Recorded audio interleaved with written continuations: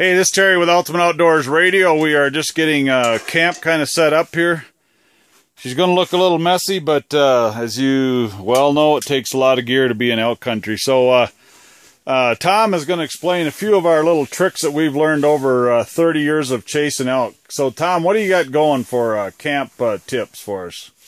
Well, the big thing for us, we're in a dry camp. We've got to haul water about a quarter of a mile.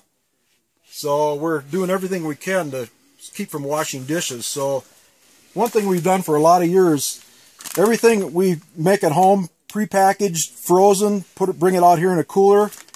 You get to camp, get yourself a little small pan with a little bit of water in the bottom of it. Toss it in there. When it gets good and hot, 10-15 minutes, bring it out. You got a clean pan, you're done. Chilies, stews, we bring canned soups. We bring a few cans along if we got to do a spike camp. Just throw it in your pack. You make a little wood fire, and you got a nice hot clam chowder or whatever for lunch. Paper plates, plastic silverware. We're not washing hardly anything. Got to bring a lot of wet naps. You can do a quick cleanup with those. Well, they're the most important thing when you got to go outside. You need those outside.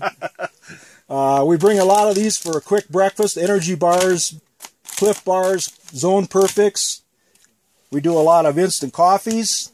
You don't have to wait for a coffee pot. Just keep the water on the stove, warm it up, and you're good to go. Well, the key to this, Tom, the whole thing is eliminating use of water.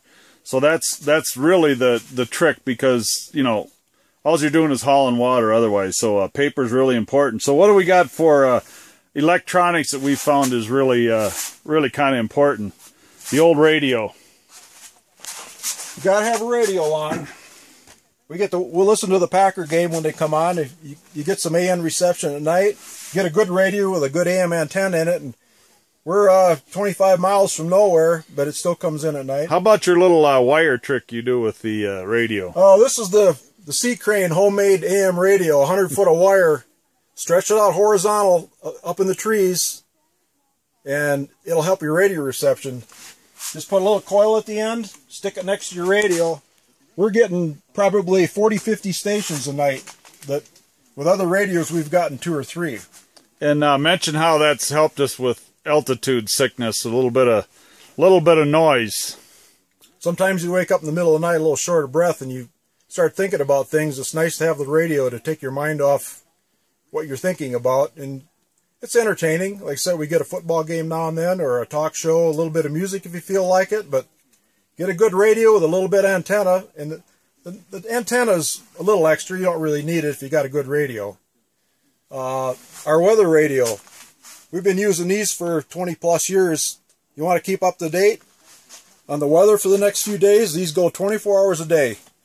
If you don't get very good reception, tape it to your metal tent pole. Night and day difference.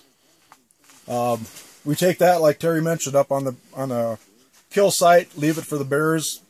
It's like a human voice. They don't know that you're not there. Evidently, they don't like some of our stations, though, because sometimes they sneak in there and try to steal the old elk quarters on us. So evidently, we're going to have to take a radio and play country western or some, I don't know, some blues or something. I'm thinking rock and roll they won't like. So we'll try that. But. How about a couple wood stove tricks? You also want to bring a little fire starter. We bring these. We got the little tablets. You want to throw a little tube of this fire starter in your pack. You can start wet wood with this stuff. It's like a toothpaste. Squeeze a little bit on the wood.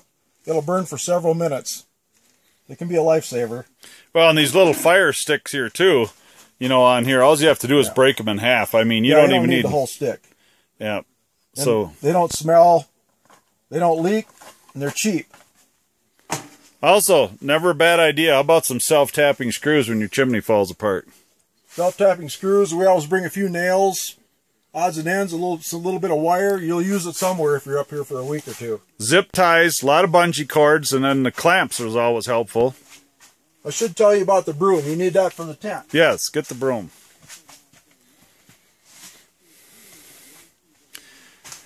A little stick, a couple zip ties, and some pine boughs.